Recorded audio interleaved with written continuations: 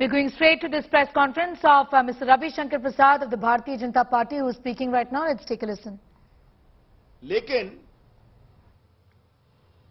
गुलाम नबी आजाद जो कांग्रेस में 50 साल तक रहे, केंद्रीय मंत्री रहे, जम्मू कश्मीर के मुख्यमंत्री रहे, विपक्ष के नेता रहे, कांग्रेस के महामंत्री रहे और उन्होंने इंदिरा गांधी, राजीव गांधी जी, सोनिया गांधी जी सबों के साथ काम किया है। उन्होंने एक बहुत ही गंभीर आरोप लगाया है कि राहुल गांधी जब भी विदेश जाते हैं तो कई अनडिजायरेबल बिजनेसमैन से मिलते हैं और गांधी परिवार के प्रति मेरा सम्मान है, लेकिन गांधी परिवार का कई व्यापारी घरानों से संबंध है। Mr. Ghulam Nabi Azad has clearly stated that whenever Mr. Rahul Gandhi goes abroad, he meets many undesirable businessmen. And the Gandhi family has close association with many business houses. थोड़ा मैं आपको सुनाना चाहता हूं। For a tweet from Mr. Rahul Gandhi mentioning your name and associating with Adani and all. How do you feel after seeing that tweet? It is shame. Rahul Gandhi saying, I have never any association with any businessman, whereas their entire family has all along the association with businessmen, including him. I still want, because I have a great respect,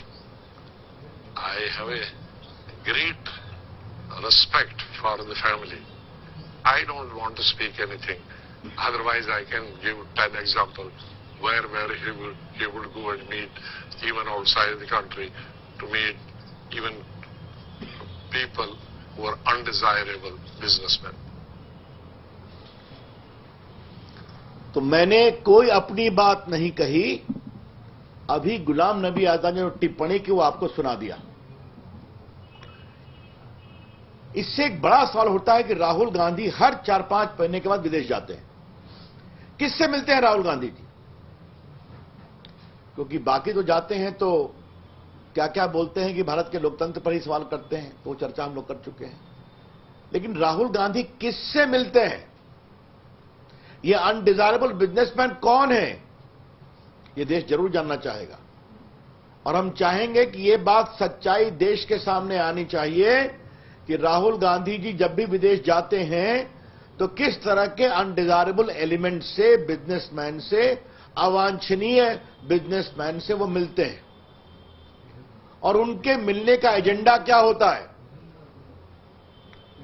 और दूसरा सवाल ये उठता है कि जब भी राहुल गांधी विदेश से भारत लौटते हैं तो उनका और हमला तेज हो जाता है। जरा शांत रहिए।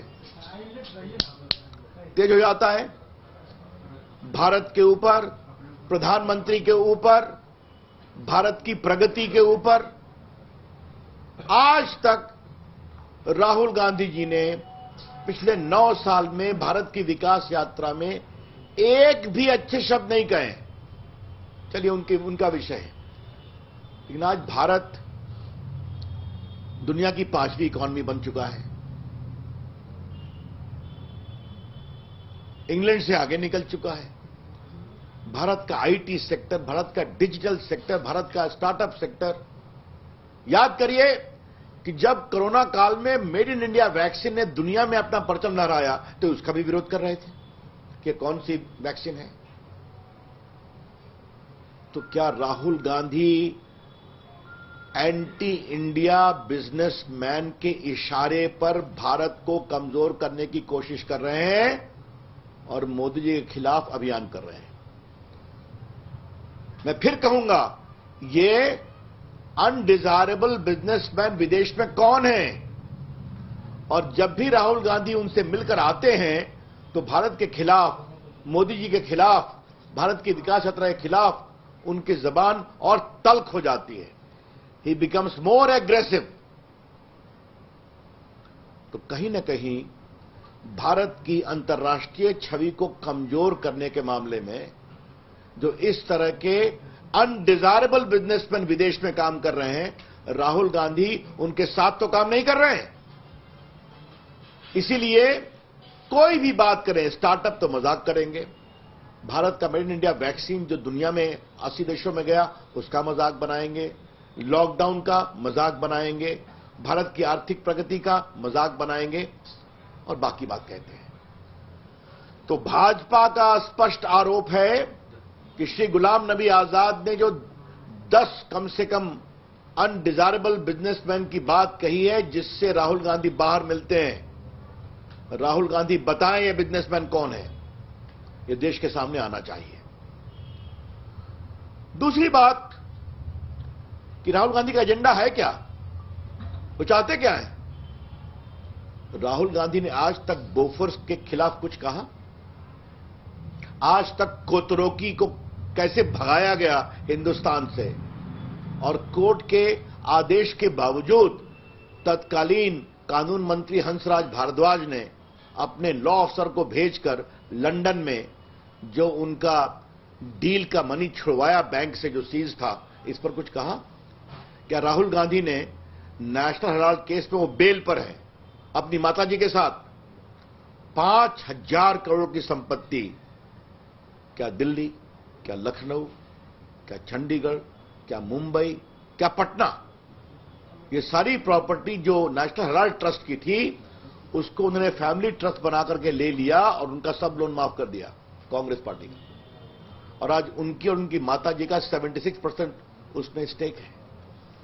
उस पर क्रिमिनल केस चल रहा है, बेल नहीं मिला उनको।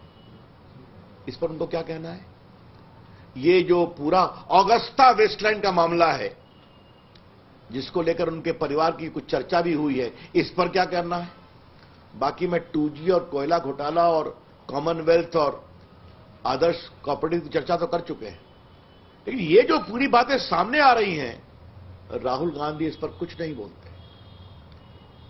और ऐसे कांग्रेस पार्टी के नेता, मैं फिर रिपीट करूंगा, जो 50 साल से अधिक कांग्रेस में समर्पित रूप से काम किए, क्या इंदिरा जी के साथ, क्या राजीव गांधी के साथ, क्या नरसिंहा राव के साथ, क्या सोनिया गांधी के साथ, मुख्यमंत्री, कैबिनेट मिनिस्टर, महामंत्री, कई प्रदेशों के प्रभारी, मतलब कांग्रेस की अंदरूनी बातों को जानने वाले, आज उन्होंने कहा मैं जानता हूं कि ये विदेश जाते हैं तो अनडिजायरेबल बिजनेसमैन से मिलते हैं।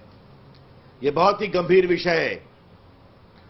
भारतीय जनता पार्टी अपेक्षा करेगी कि ये कौन से बिजनेसमैन इनको बताया जाए, राहुल गांधी उनसे क्या व्हीलिंग डीलिंग करते थे ये भी बताया जाए।